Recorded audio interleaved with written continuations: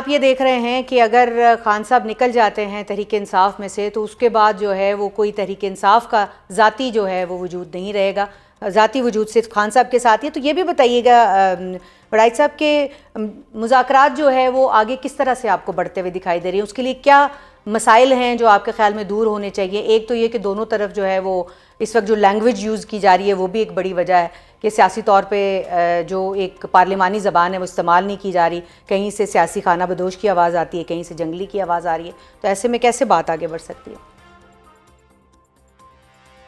बिल्कुल सही बात है, लेकिन जाहिर है कि कॉमन सेंस और जो जिसको कहते हैं कोई सियासी दानिश, वो तो बरूए कार नहीं है। एक एक स्टेप पीछे हटना पड़ता है। जब भी आपकी कोई सुलह करना पड़ता है तो आप अपने अपने स्टांस से पीछे हटते हैं।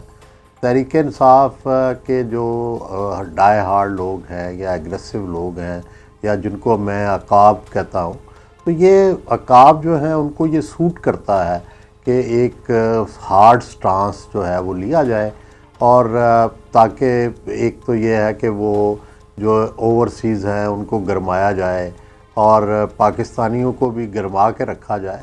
लेकिन ज़ाहिर है इस स्टांस से कुछ मिला नहीं है। कोई इनकलाब आ जाता या आ जाए उसका नहीं मुझे पता, लेकिन इसका काउंटर जो है वो नुकसान हुआ है बहुत ज़्यादा, और ये बाहर बैठे हुए जो लोग हैं वो ये कर रहे हैं। और दूसरी तरफ जो यहाँ पे लोग सुलह सफाई वाले, जिनको फाख्ता कहते हैं, जो समझते थे कि कोई रास्ता निकल सकता है, वो आहिस्ता आहिस्ता पीछे हटते जा रहे हैं और उनके लिए स्पेस नहीं रही। गंडापुर का पीछे हटना भी इसी सिलसिले की कड़ी है। और बैरिस्टर गौहर और जो असद कैसर साहब और जो दूसरे लोग हैं, वो भी मुझे लगता है कि वो जो ओवरसीज़ प्रोपेगेंडिस्ट हैं और जो यूट्यूबर हैं, उन्होंने उनको बेअसर करके रख दिया।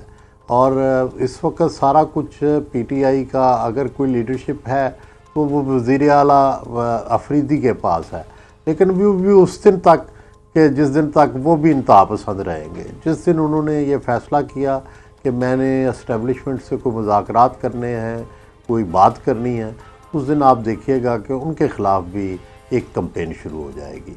तो पहली तो बात यह है कि ये it should start from Imran Khan himself, कि वो एक पहले कोई कमेटी बनाएं और उनको संजीदा फ़िक्र और फिर उनको कॉन्फिडेंस भी दें। अब देखिएगा कि जिस दिन महमूद खान अचकज़ई ने कोई ऐसी बात की जिसका पीटीआई का भी के पीछे हटने की बात हो, तो आप देखिएगा कि महमूद अचकज़ई साहब के लिए भी वो उस हमले को बर्दाश्त करना मुमकिन नहीं रहेगा। तो ये एक प्रॉब्लम है जिसको पीटीआई ही को खुद ही टैकल करना चाहिए। रऊफ़ हसन साहब को किस तरह से उन्होंने हटाया, किस तरह से, पूरी एक कहानी है कि जो भी बंदा मुज़ाकरात करने की या एक मॉडरेट रास्ता ढूंढने की कोशिश करता है, उसके ख़िलाफ़ एक कैंपेन शुरू हो जाती है। और दूसरी तरफ इस्टेब्लिशमेंट भी और हुकूमत भी, वो तो ज़ाहिर है रास्ता ही नहीं देना चाहते ना उनको।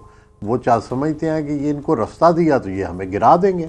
तो इनको ये जब तक ये एश्योरेंस नहीं देते कि हम आपको गिराएंगे नहीं, तो वो इन्हें रास्ता क्यों दें। सोहेल आफरीदी साहब का आपने जिक्र किया है वराइद साहब, तो आपको क्या लगता है कि सोहेल आफरीदी जो उनका इस वक्त तर्ज़ हुक्मरानी है अपने सूबे के अंदर, क्योंकि सिर्फ जो है वो स्ट्रीट मूवमेंट से तो मामलात आगे नहीं बढ़ते, सूबे के अंदर एज एन एग्जीक्यूटिव कोई कारकर्दगी भी दिखानी होती है, तो उनकी तर्ज़ हुक्मरानी को कैसे देखते हैं? और आप ये जो उनका दौरे पंजाब था, इसका उनको कोई सियासी फ़ायदा हुआ है या नुकसान हुआ है? स्ट्रीट मूवमेंट की बात तो वो कर रहे हैं। देखें, जब क्राइसिस होता है ना, या जब आप एजिटेशन के मोड में होते हैं, तो उस वक्त कारकर्दगी और ये वो, इस वक्त तो उनको सिर्फ इस चीज़ पे देखा जा रहा है कि how steadfast he is, how agitative he is, how जो है किस तरह ही इज़ डिफाइंट और नॉट। तो इसी पे उन पे तालियां बज रही हैं। तो कारकर्दगी तो तब होगी जब हालात नॉर्मल होंगे, जब उनको इस तरीके से जज किया जाएगा। तो अभी तो वो डिफाइंस की जजमेंट में हैं। और ये जो दौरा पंजाब था, ये भी उसी तरह का अपरोर क्रिएट करना था कि जिसमें आप डिफाइंट लगें, जिसमें ये लगे कि भाई तहरीक इंसाफ जो है वो अभी भी उसके अंदर ताकत है रेजिस्टेंस की।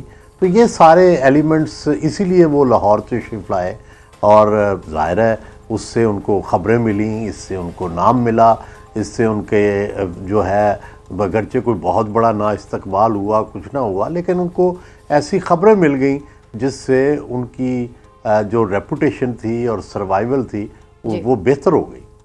तो अब वो सिंध के दौरे की बात भी कर रहे हैं सोहेल आफरीदी साहब। अब आगे ये गुफ्तगू शुरू हो गई है कि हम पंजाब गए थे, अब हम सिंध भी जाएंगे। तो आपको क्या लगता है वहाँ पर भी कोई उनको इस तरह का सख्त एक रद्द-ए-अमल सामने आएगा या सिंध में उनका इस्तकबाल ज़रा डिफरेंट तरीके से हो सकता है?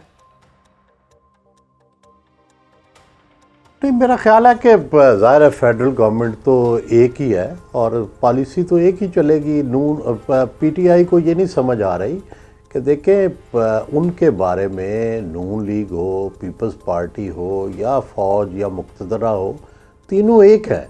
उनके आपस के मसाइल अपने अलग हैं, लेकिन पीटीआई को कोई रास्ता देने को तैयार नहीं है, क्योंकि सब ये समझते हैं और कन्विंस इस वक्त तक यही है कि भाई अगर हमने रास्ता दिया तो ना ये हमें छोड़ेंगे, ना मुल्क को छोड़ेंगे, ना फ़ौज को छोड़ेंगे। ये तासुर बहुत मजबूत है और इस तासुर को पहले ख़त्म करना होगा, तभी जाकर कोई मामला जो है वो आगे चलेगा। आखिर में सोहेल साहब ये बताइएगा कि अगर आप पाकिस्तान पीपल्स पार्टी की सियासत को देखें, जो अभी तक वो जिस तरह से चल रहा है मामला, हुकूमत के साथ एलाइज़ हैं, जेयूआई की सियासत को देखें, तो आपको इन दोनों जमातों को हुकूमत के साथ चलते हुए, पीटीआई के साथ चलते हुए फ्यूचर क्या दिखाई दे रहा है? क्योंकि रेलेवेंसी कुछ कम होती दिखाई दे रही है इन दो जमातों के ख़ास तौर के ऊपर। मेरा ये ख्याल है कि ये इस वक्त जो इत्तेहाद बना हुआ है ना, तकोन जिसको कहते हैं, नून है और पीपल्स पार्टी है और फ़ौज है, अगर इस तकोन के अंदर कोई एक भी पार्टी गिरी तो मेरा ख्याल है सिस्टम का सस्टेन करना लंबा मुश्किल हो जाएगा। क्योंकि अगर आप सिंध से पीपल्स पार्टी को निकालते हैं तो वहाँ पर जो एंटी पाकिस्तान जो लोग हैं या सिंधु देश के हामी जो हैं, वो ज़ाहिर है वहाँ उस मूवमेंट को फ़ायदा पहुँचेगा। और दूसरी तरफ आप नून को निकालते हैं, चाहे ये कमज़ोर है, चाहे जितनी भी है, लेकिन ये वाहिद पार्टी है जो बार बार पंजाब में जीतती रही है और उसको टैक्टिक्स को जानती है, पंजाब के टैक्टिक्स को। तो तीसरी ऑप्शन खुद फिर तहरीक इंसाफ रह जाएगी ना। तो इसलिए मेरा नहीं ख्याल कि कोई भी अक्लमंद या जी शऊर इस तकोन को तोड़ के फिर सरवाइव करने की बात अगर कोई कर रहा है तो वो फिर मुश्किल में पड़ जाएगा। 2026 में भी आप इस तिकोन को बरकरार देख रहे हैं? खबरें तो आ रही हैं कि कुछ अंदर जो है वो मामलात उतने अच्छे नहीं हैं जितने अच्छे दिखाए जा रहे हैं। पता नहीं वो तो क्या है क्या नहीं होगा, मुस्तकबिल के बारे में तो कहना मुश्किल है, लेकिन मुझे ये लगता है कि अगर कोई गड़बड़ भी है, और डेफिनेटली गड़बड़ होती है जब आप तीन मुख्तलिफ चीज़ों को जोड़ने की कोशिश करते हैं, तो गड़बड़ तो होगी, लेकिन उसको अगर सेटल ना किया गया, उसकी बजाय लड़ाई हो गई, तो फिर मैं देखता हूँ कि फिर ये सिस्टम की सस्टेनेबिलिटी शायद थोड़ी देर तो हो जाए, ज़्यादा लंबी नहीं होगी। यानी फिर ये कंपनी नहीं चलेगी।